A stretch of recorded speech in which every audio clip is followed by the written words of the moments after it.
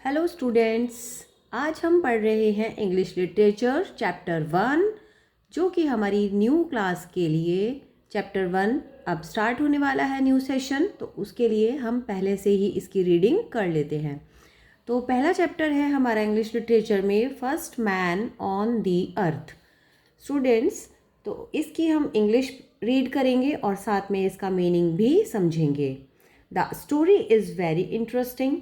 In this story, you will learn how the animals are created and given them many other gifts.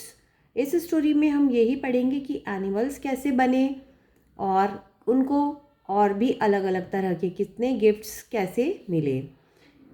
There was a time when there were no gods. ये वो वाला time था जब भगवान नहीं थे.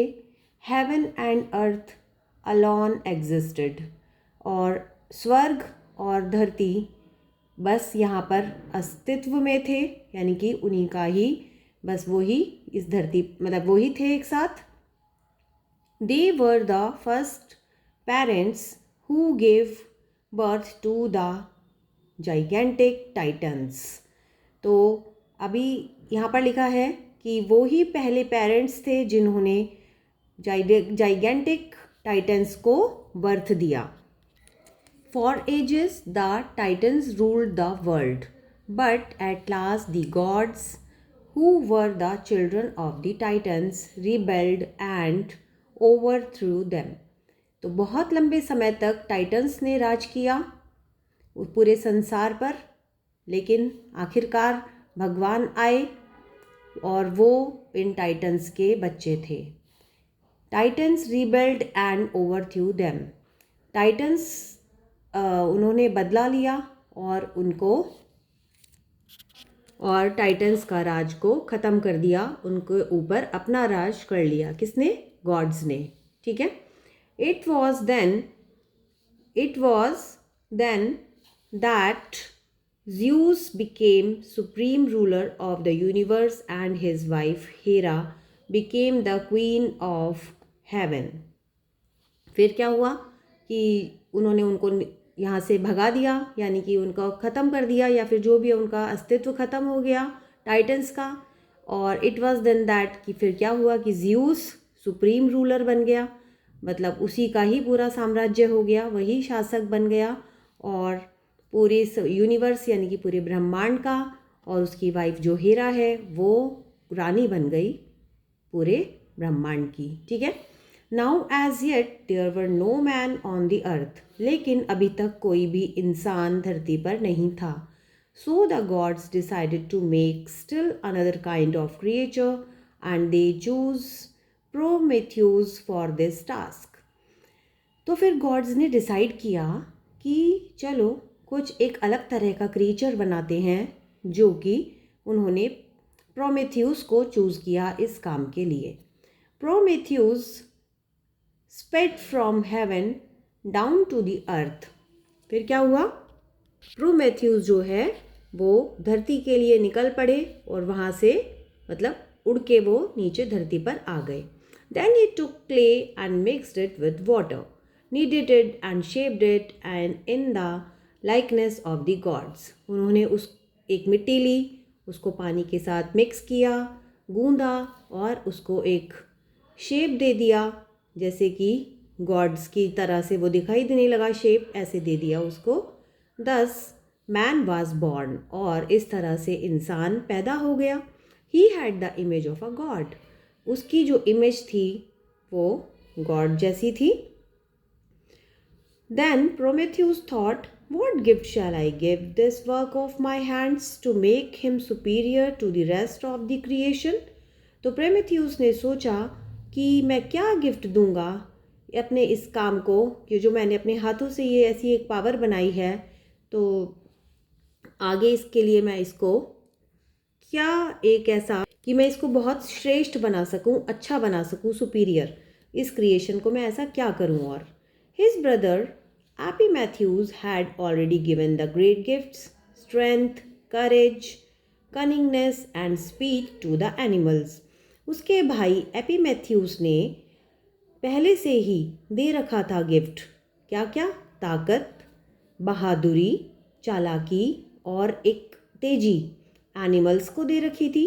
Then the quick witted Prometheus thought of fire.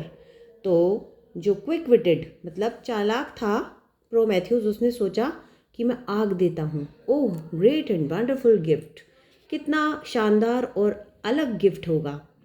With fire the Titan thought man can make weapons and subdue the beast, forge tools, plow the earth and master the arts.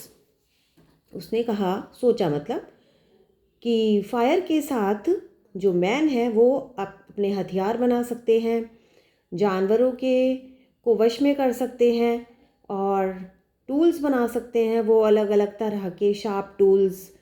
धरती को प्लो कर सकते हैं मतलब उपजाऊ बना सकते हैं और अपनी आर्ट को और भी सुंदर कर सकते हैं। Fire will warm his dwelling and he need fair neither rain nor snow nor the wild north wind. और फायर उनको रहने के लिए जगह मतलब गरमाई देगी एंड नीड फियर, और उन्हें ना ही अब किसी के डरने की ज़रूरत है, ना बारिश से, ना बर्फ़ से, और ना ही वाइल्ड नॉर्थ विंड जंगली हवाओं से जो कि नॉर्थ से आती थी। Back to heaven Prometheus sped. अब प्रोमेथ्यूस जो है अपने हेवन के लिए वापस चले गया। Lit his torch at the chariot of the sun. और उसने अपनी टॉर्च जला ली। सन मतलब एक मशाल, सूरज की मशाल जला ली। brought down fire to man and went away rejoicing। और नीचे आ गया वापस फायर को लेके उस इंसान के लिए अपने खुशी के साथ। But up on high Olympus great Zeus was angry with Prometheus. लेकिन ऊपर जो हेवन में ओलंपस था, ग्रेट ज़्यूस, वो बहुत गुस्सा हो गया प्रोमेथ्यूस से। Zeus was jealous of the power of Prometheus. Zeus को जेलस हो गई प्रोमेथ्यूस की शक्तियों से। He found Prometheus almost a match for the gods. उसने सोचा कि जो प्रोमेथ्यूस है वो तो एक भगवान की तरह ही है, भगवान से मैच करता है। So he said to himself, तो ज़्यूस ने अपने आप से कहा, I will curb his still golden power. मैं उसकी सारी शक्तियों को अपने कब्जे में ले लूँगा। Straight away Zeus made women. तभी उसने एक औरत बनाई, lovely as a goddess and called her Pandora. और इतनी सुंदर थी कि वो पूरी देवी भगवान की तरह लगती थी, और उसका नाम था Pandora. Then she was presented to the Titans. और उसने उसको टाइटन्स को दे दिया। Beware Prometheus cautioned his brother. और प्रोमेथ्यूस ने अपने भाई को अगवा मतलब एक चेतावनी दी, बी वेयर, सावधान रहो। I fear the gifts of wily Zeus. मुझे इस चालाक ज़्यूस के जो गिफ्ट्स हैं उनसे डर लगता है। He bears ill will with me because of the fire I stole from heaven and brought down to mankind. क्योंकि मैं वो जो है he fear it will with the, वो मतलब उनसे क्या करता है, वो उसके इस व्यवहार से नाखुश है क्योंकि उसने हेवन से अर्थ फायर ले ली, चुरा ली, और मैनकाइंड यानी कि इंसानों के लिए दे दी। वो उनके साथ में मतलब ज़्यूस जो है बुरा व्यवहार कर रहा है क्योंकि उसने फायर चुराई है, इसीलिए, है ना। तो आपको समझ आ रहा है। But Epimetheus was enchanted with Pandora and took her to the heart and home। पर जो एपीमेथ्यूस है वो उसके साथ वो हो गया, वो मुग्ध हो गया उसकी सुंदरता पे पंडोरा के, एंड वो उसको अपने दिल में बिठा लिया उसने उसको और अपने घर ले गया। Now in that home Epimetheus kept certain gifts in a jar. अब एपीमेथ्यूस ने बहुत सारे गिफ्ट्स रख दिए एक जार में। He had not distributed those gifts among the animals. और उसने वो जो सभी गिफ्ट्स थे एनिमल्स को नहीं दिए थे। He told Pandora on no account must you open the jar. उसने पेंडोरा का बोला कि किसी भी कीमत पे आप ये जार नहीं खोलोगी। Now, however, Pandora was made curious by the gods and she could not resist this curiosity. और कैसे भी पंडोरा जो है वो बहुत क्यूरियस थी, क्योंकि गॉड ने उसको बनाया था तो वो बड़ी क्यूरियस थी हर चीज़ के लिए, एंड वो अपनी जो चीज़ें हैं क्यूरियोसिटी को सहन नहीं कर सकती थी, रोक नहीं सकी. So she slipped off the cover of the jar to peep into it. उसने क्या किया, वो जार के अंदर झांकने लगी, उसका कवर उसने हटा दिया. स्लिप्ड ऑफ द कवर, उसने उसका कवर हटाया और उसके अंदर झांका. And instantly flew out of the jar a host of excel plagues and all manner of disease. तभी उसमें से बहुत जल्दी से बहुत सारी जो बीमारियां हैं, मुसीबतें हैं, वो निकली और बाहर उड़ के चारों तरफ ऐसे बीमारी की तरह वो सारी बीमारियां उसमें से निकल गई. तो क्या क्या थी उसमें? Envy, revenge and scattered themselves far and wide. उसमें दुश्मनी थी, उसमें बदला था, उसमें लोगों को ख़त्म करने की या फिर उनको मतलब कि डिस्ट्रॉय, डैमेज करने की, उसमें इधर से उधर सब कुछ ख़त्म करने की चीज़ें बाहर आ गई. Pandora clapped on the lid. जैसे उसने फिर से क्लैप किया लिड पे, but it was too late. जैसे उसने लिड लगाया, लेकिन अब क्या था कि बहुत देर हो गई थी. The jar was all but empty. अब तो जार पूरा खाली हो गया. Only hope had remained, hope which never leaves Mankind. अब तो बस आशा और विश्वास ही बचा था खाली, जो कि अब इंसानों को नहीं छोड़ने वाला था. Zeus was partly happy that he gave man enemies worse than beasts to contend with.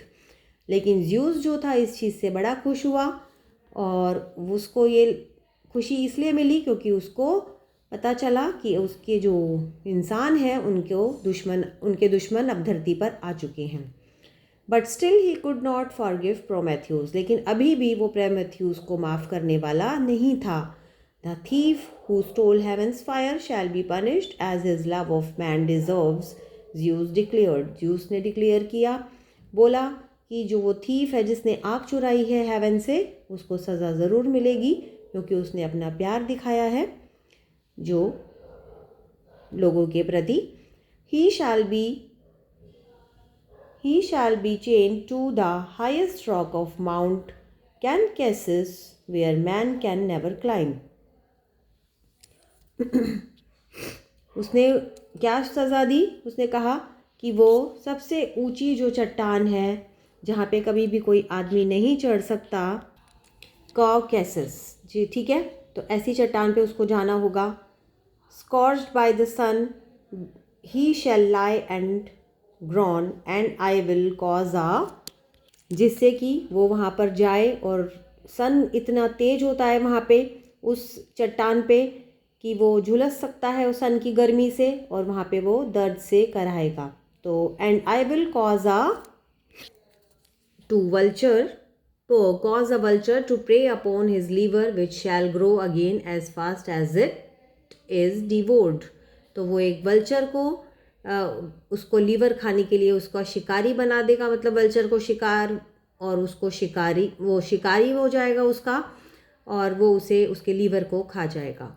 He summoned Hephaestus and high on the mountain where eagles make their home.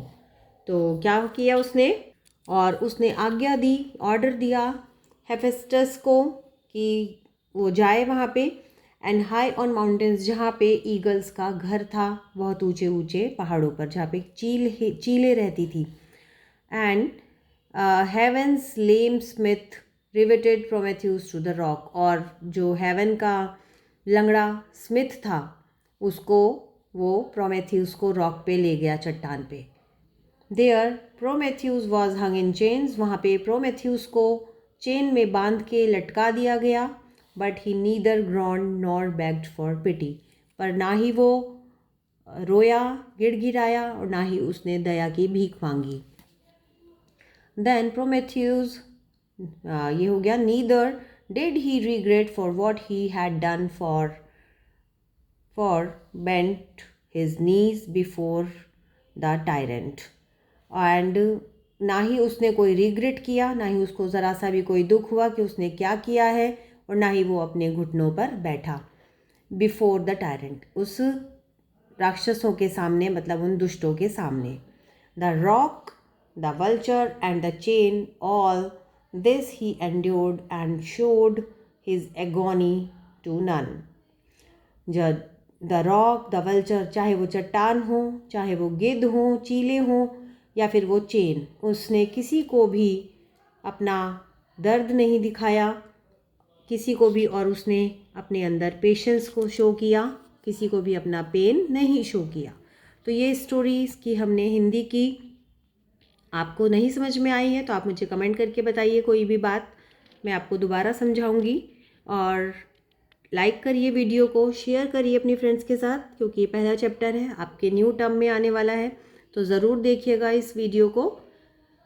And आप शुरू से वीडियो को दोबारा से सुनिए अच्छे से, ठीक है स्टूडेंट्स। इसको 2-3 बार आप जब चैप्टर को पढ़ेंगे आपको समझ में आ जाएगा। ये वर्ड मीनिंग है यहाँ पर इसके बाद हम इसकी एक्सरसाइज और इसके क्वेश्चन आंसर्स देखेंगे। So till then, thanks for watching, bye bye.